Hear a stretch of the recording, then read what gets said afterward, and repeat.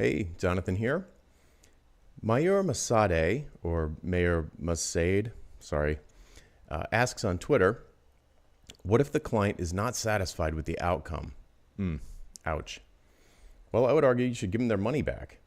I mean, why should they give you their money if they're not satisfied? If you buy a lamp from Target and you don't like it, you get it home and it doesn't work, you bring it back, right? It's not that uncommon of a concept to, be disappointed with a product or service and then want a refund. But that would be probably terrible for your business, especially if your projects take quite a long time. So the trick is to figure out in advance what will satisfy them. So before you even give them a quote, a proposal or a quote or any kind of pricing, you want to meet with them, have a why conversation with them. Why do you want to do this? Why do you want to do it now? Why would you use someone expensive like me to do it? And figure out what their underlying motivations are. What would a home run look like?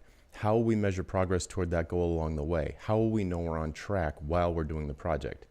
And the longer the project is, the more important it is that you have some kind of metric to make sure that you're going the right way.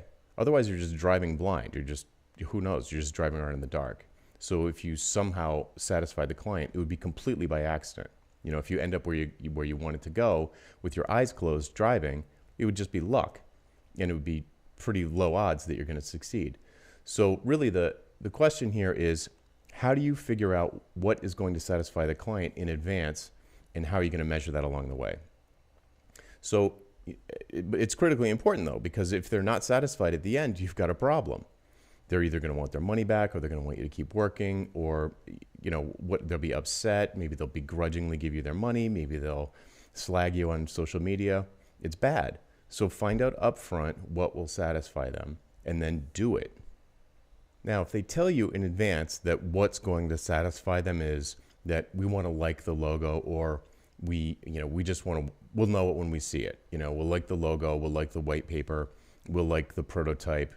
Whatever the thing is, that's not good enough. Imagine, if they've got like 5 or 6 people sitting around a table and they're all saying, yeah, we just want to like it when we're done. We want to love the output.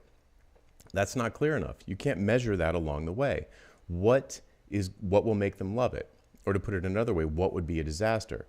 So let's say you said to them before you even start, well, yeah, I can go back to my office and I can create this white paper or design this logo or build this prototype. But when I deliver it to you, how are you going to know if I did a good job? Let's say, well, we'll like it. Well, why will you like it? Or why wouldn't you like it? What could I do? What could I deliver to you that would be a disaster? It would be horrible and exactly what you didn't want. And they might be able to answer that. Hopefully they should be able to answer that. If they can't answer that, I probably wouldn't take the job because they're unsatisfiable.